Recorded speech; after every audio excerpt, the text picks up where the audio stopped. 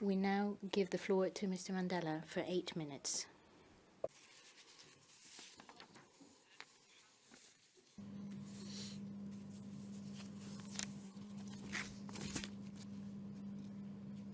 Yalla. Go ahead, Mr. Mandela. Parliament's Delegation for Relations with Palestine, Manu Pineda. Respected participants, ladies and gentlemen, I am honored to address this August House of the European Parliament in Strasbourg, France. It brings back a very special memory of when I was a mere 13-year-old youth receiving the first Sakharov Prize on behalf of my grandfather, Nelson Rolihlahla Mandela. At this young and impressionable age, that moment not only shaped my outlook on life, but also ignited a profound passion for human rights and for being a voice for the struggle of vulnerable people all over the world. At the time, my grandfather was still incarcerated, serving 27 years of imprisonment by the brutal apartheid regime of South Africa.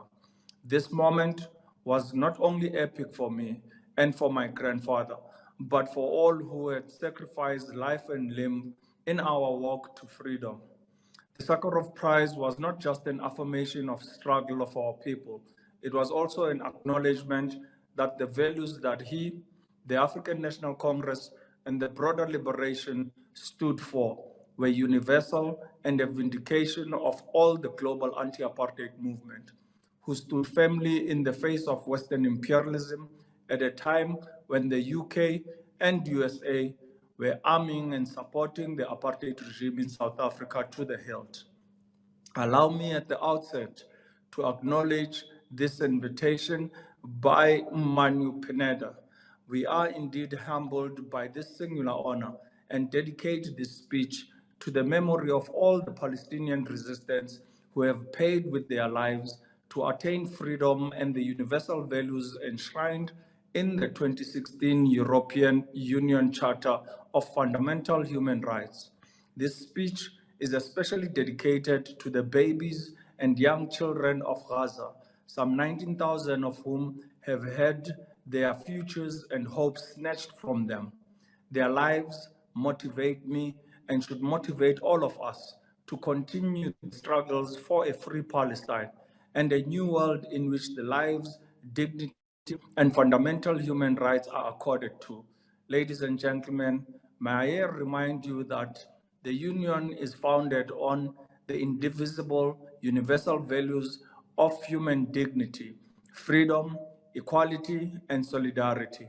It is indeed an indictment on all of us that Palestinians who are struggling and striving for no less than these very values, yet more than 7 decades now, are denied these values and have faced occupation, genocide, ethnic cleansing, and war crimes and crimes against humanity on a grand scale, whilst the world watches on in shock and disbelief. I also stand before you today as an ambassador of the global campaign to return to Palestine. This fundamental right of return is enshrined in international law, yet it is denied to a people whose homes, property, and land has been illegally usurped by the Zionist entity.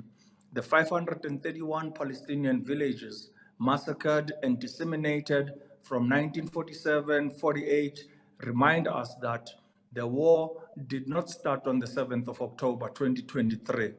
I have been asked to address this European Parliament Directorate General External Policies, Euromed and Middle East Unit on political and legal actions in the current war and the humanitarian disaster in Gaza. I do so in the context of actions taken by South Africa in the ICC and the ICJ, supported by a number of nations in Latin America, Middle East, and Asia. Allow me to start by reflecting on a number of political realities before concluding with a reflection on the aforementioned legal actions. Let me start with the most controversial of all. Let me boldly state that the prevailing political climate in the world has been shaped by the hegemony of the West and its advancements on its own self-serving interest at the expense of the very values it purports to defend. Apartheid Israel and its occupation and genocide exists and persists because it advances the geopolitical agenda of the USA in the Middle East. Despite the professed Charter of Fundamental Human Rights, it appears that Europe has aligned itself with the Zionist entity and does its bidding. There are noteworthy exceptions to this, and we shall deal with this later. This is in sharp contrast to the unprecedented mass support of millions who fill the streets from ordinary citizens, organized labor, faith-based movements, and social activists for whom the scenes playing out daily on social media are cause for outpouring, solidarity, and disbelief at the complicity of their governments in the genocide in Gaza and all over occupied Palestine. The emergence of the politics of global South in the North highlights that Europe must rethink its stance on apartheid Israel or be judged as complicit in its war crimes. We are witnessing the re-emergence of the global anti-apartheid movement, and that has serious implications for all state actors in the North. For the European institutions such as the European Parliament, you have to be beset with driving the call for an immediate ceasefire. In addition, we must intensify lobbying efforts for the implementation of the interim measures pronounced by the ICC and the ICJ, especially in respect of the flow of humanitarian aid, given the looming catastrophe on our hands as daily fatalities from hunger and malnutrition is fast catching up with deaths directly caused by apartheid Israel carpet bombing, especially in Rafah, Gaza. The USA, too, has witnessed unprecedented mass protest and even sit-in protest actions in the House of Congress. This is not surprising, as the USA civil rights movement and the global anti-apartheid movement played a crucial role in our march to freedom and isolating the apartheid regime in South Africa. The emergence of the Black Lives Matter in the USA over the last few decades and its strategic alliance with the Palestinian struggle has added immense impetus to emergence of Palestinian voice in the USA. The experience of state brutality and the bulging prison population of predominantly Black and Hispanic citizens provide natural cause and identification with the daily lived experiences of Palestinians. I specifically raise the USA in this August gathering as it is common cause that unless the lifeline that supports the genocide is cut, we shall have many more iterations of genocide that we are witnessing in Gaza. The history of occupation is self-evident and has continued unabated for over 75 years. This does not detract in any way from the gallant efforts of the Palestinian resistance.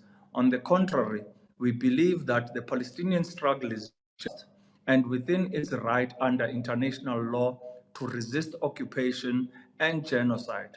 Much of the work that is required in Europe is to raise awareness and consciousness of how the euro and dollar is pumped into the industrial military complex, feeds the occupation, war crimes, and genocide. It also highlights the critical importance of the boycott, divestment, and sanctions campaign in both Europe and the USA as important fronts of struggle.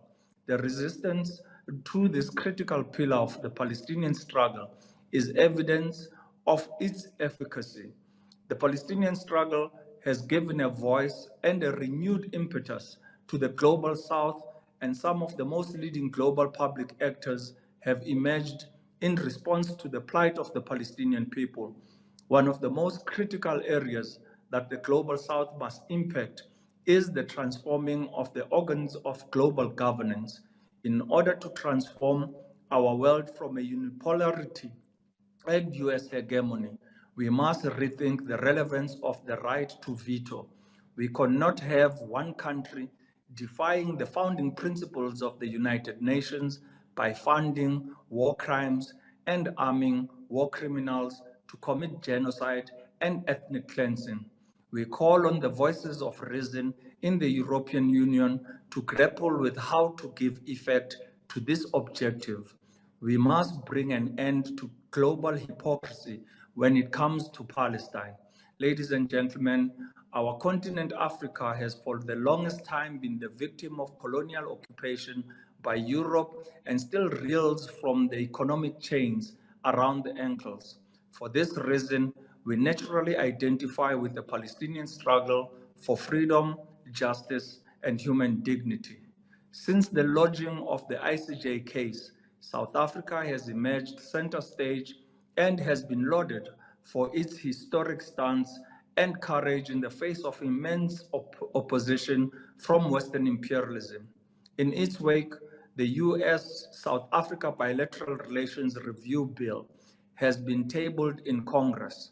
Let me preface my remarks on some of the legal issues with the words of President Nelson Rolihlahla Mandela at the International Palestine Solidarity Day in 1997 when he said, "The temptation in our situation is to speak in muffled tones about an issue such as the right of the people of Palestine to a state of their own. We can easily be enticed to read reconciliation and fairness as meaning parity between justice and injustice. Having achieved our own freedom, we can fall into the trap of washing our hands of difficulties that others faces. Yet, we would be less than human if we did so. We applaud the gallant efforts of President Cyril Ramaphosa and our Minister of International Relations and Cooperation, Naledi Pandor, and the entire legal team. Our legal challenge is principled and grounded in our own struggle for liberation. South Africa's case is premised on the fact that Israel violated the 1948 Genocide Convention, drawn up in the aftermath of World War II and the Holocaust. South Africa's legal case with ICJ is paralleled by the growing efforts in Europe in support of Palestine. A January 2024 poll by Ireland Thinks on behalf of the Irish Anti-Apartheid Campaign for Palestine shows that 71% of people in Ireland agree that Palestinian people live under a system of apartheid. This is juxtaposed with the support of the German government for Israel. We must consider what legal action is open to us in the light of German complicity with the unfolding genocide in Palestine. As the international outcry over the escalating civilian deaths in Gaza increases, we must bring more pressure on German leaders to force Israel to effect an immediate ceasefire and ensure that humanitarian aid reaches the people of Gaza. We must leverage the full gamut of possible legal actions from a broad as possible spectrum of state and non-state players in Europe. Let us all heed the advice of our global icon, President Mandela, and stand up and be counted amongst those contributing actively to the cause of freedom and justice. I thank you, honorable members.